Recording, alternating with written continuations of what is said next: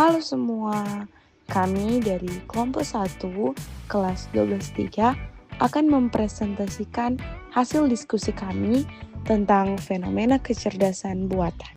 Dalam presentasi kali ini, kita akan membahas 11 poin penting. Apa sih yang akan menjadi topik pembahasan kita dalam presentasi kali ini? Yang pertama yaitu pendahuluan, kedua, tujuan dan manfaat, ketiga, ide pokok dan ide pendukung dalam teks teknologi. Keempat, mengajukan hipotesis berdasarkan informasi. Kelima, kosakata khusus bidang teknologi informasi. Keenam, berdiskusi tentang fenomena kecerdasan buatan. Yang ketujuh, menyampaikan pertanyaan secara efektif. Yang kedelapan, mengelaborasi perasaan untuk memahami masalah. Yang kesembilan, konjuksi intrakalimat dan antar kalimat. Yang ke-10, jurnal membaca.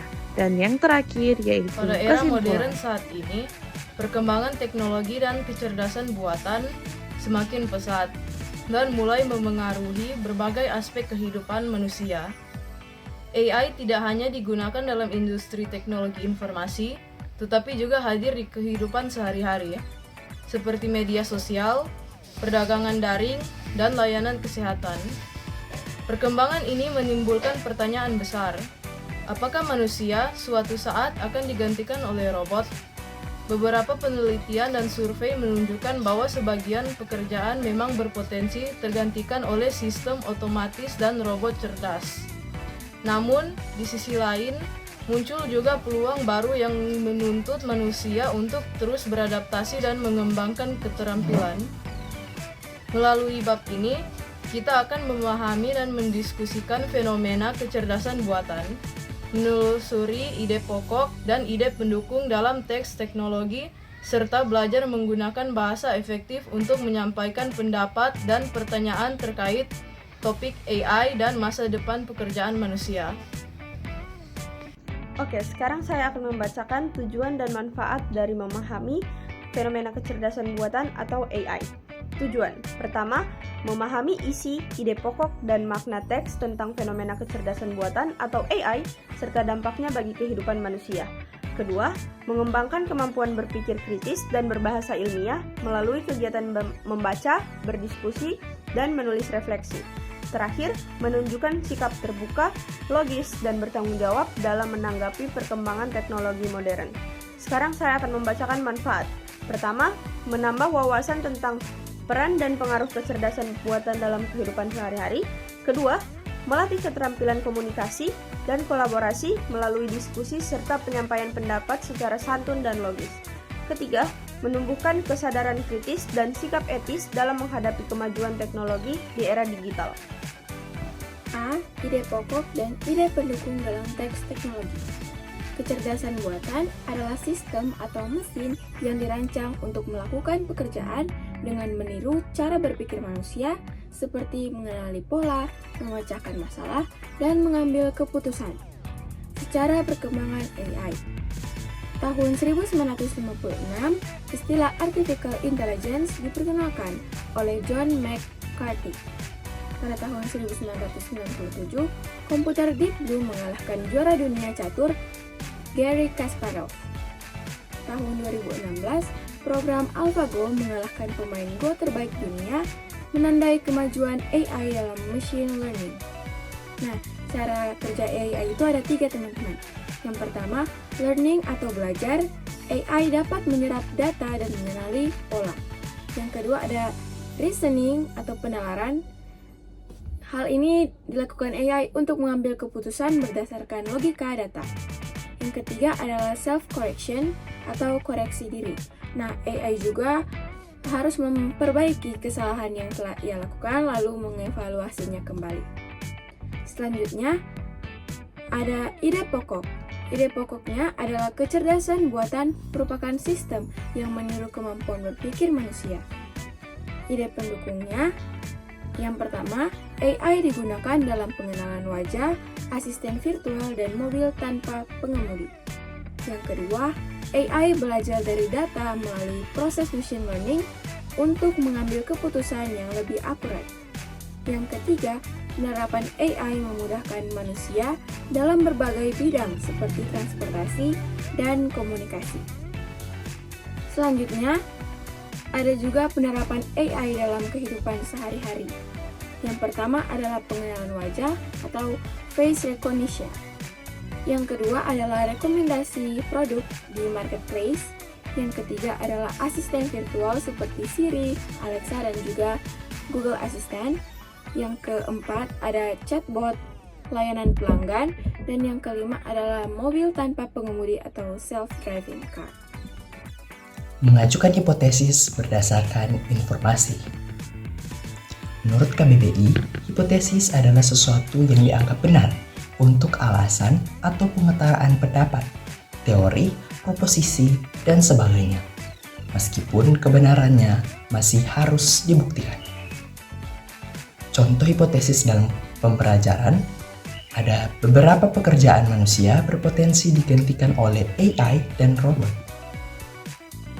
Hipotesis tersebut kemudian dikaji dan dibuktikan melalui berbagai contoh penerapan teknologi seperti robot pelayanan kesehatan yang membantu perawat di rumah sakit, mobil tanpa sopir atau self-driving car yang dikendalikan oleh sistem AI. Yang ketiga, sistem kasir otomatis di retail yang menggantikan peran kasir manusia. Dan yang terakhir, robot pendamping lansia seperti Zora dan Sofia yang mampu berinteraksi layaknya manusia. C. Kosakata khusus bidang teknologi informasi. Istilah makna contoh kalimat. Yang pertama, gawai perangkat digital. Saya menyimpan data pada gawai pribadi. Yang kedua, asisten maya AI yang membantu interaksi pengguna. Asisten maya dapat menjawab pertanyaan otomatis. Yang ketiga, mesin peramban aplikasi untuk menjelajah internet. Cari informasi melalui mesin peramban. Yang keempat, Lokapasar atau marketplace, tempat jual beli daring. Produk ini saya temukan di Lokapasar. Yang kelima, simulasi model digital dari situasi nyata. Pelatihan dilakukan melalui simulasi. Yang keenam, jejak digital rekam aktivitas online. Jejak digital perlu dijaga keamanannya. D. Berdiskusi tentang fenomena kecerdasan buatan. Aturan berdiskusi. Pertama, tidak boleh memotong pembicaraan orang. Kedua, menanggapi dengan sopan. Yang ketiga, menggunakan alasan yang logis dan bukti sederhana. Contoh isu diskusi. Yang pertama, dampak AI terhadap dunia kerja. Kedua, AI dalam layanan kesehatan. Ketiga, apakah AI dapat menggantikan empati manusia? Contoh robot pembantu manusia. Yang pertama, Sofia, robot humanoid yang dapat melakukan percakapan. Yang kedua, Zora, robot pendamping lansia di rumah sakit dan di panti jompo. Menyampaikan pertanyaan secara efektif. Untuk mengajukan pertanyaan yang baik, digunakan prinsip adik simba. Untuk tujuan contoh pertanyaannya, apa? Mengidentifikasi objek bahasan apa manfaat AI, di mana menunjukkan lokasi atau situasi di mana AI paling banyak diterapkan, kapan mengacu waktu kapan AI mulai berkembang pesat, siapa menentukan pelaku atau tokoh, siapa penemu istilah artificial intelligence, mengapa, alasan mengapa AI dianggap dapat menggantikan manusia, dan yang terakhir bagaimana proses atau cara kerja bagaimana AI belajar dari data. Mengelaborasi perasaan untuk memahami masalah, contoh kasusnya adalah gerbang tol otomatis atau GTO meningkatkan efisiensi tetapi mengurangi lapangan kerja manusia. Peserta diajak yang pertama untuk menghimpun informasi, yang kedua menilai dampak positif dan negatif, dan yang ketiga menyampaikan pendapat yang empatik dan seimbang. G. Konjungsi intrakalimat dan antar kalimat. Konjungsi yang pertama yaitu intrakalimat yang memiliki fungsi menghubungkan kata atau frasa dalam satu kalimat. Contohnya adalah dan, atau, karena, sehingga, agar. Lalu kedua ada jenis konjungsi yang kedua yaitu antar kalimat, yaitu fungsinya menghubungkan antar kalimat dalam paragraf. Contohnya, namun, selain itu, oleh karena itu. Jadi, latihan dilakukan dengan memperbaiki kalimat serta membuat paragraf yang koheren. Jurnal membaca, Novel Destination Jakarta 2040. Novel ini digunakan untuk mengembangkan imajinasi, ilmiah dan refleksi etika teknologi. Isi ceritanya, tokoh Ilyas mempelajari manipulasi waktu melompat antara tahun 2015 dan 2040. Konflik muncul karena waktu mempengaruhi hubungan dengan Alisa. Novel ini mengeksplorasi perubahan sosial, pilihan hidup, dan konsekuensinya. Dampak perkembangan teknologi pada manusia. Jadi kesimpulannya adalah bab 3 ini membahas bagaimana peserta didik memahami dan mendiskusikan fenomena artificial intelligence dengan menggabungkan aspek teknologi, bahasa, dan juga sosial. Melalui pembelajaran ini, siswa tidak hanya mengenal definisi, sejarah, dan cara kerja AI, tapi juga belajar berpikir kritis terhadap dampaknya dalam kehidupan modern. Siswa dilatih menemukan ide pokok teks teknologi, menyusun hipotesis berdasarkan data, memperkaya kosakata teknologi, dan berlatih berdiskusi secara logis serta santun. Prinsip Erik Simba membantu mereka membuat pertanyaan efektif agar pemahaman terhadap isu teknologi menjadi lebih mendalam. Selain itu, siswa diajak menilai dampak sosial AI dengan sikap empatik. Misalnya, memahami bahwa efisiensi teknologi dapat berpengaruh pada lapangan kerja manusia. Melalui novel Destination Jakarta 2040, mereka juga belajar merefleksikan nilai moral dan tanggung jawab dalam penggunaan teknologi.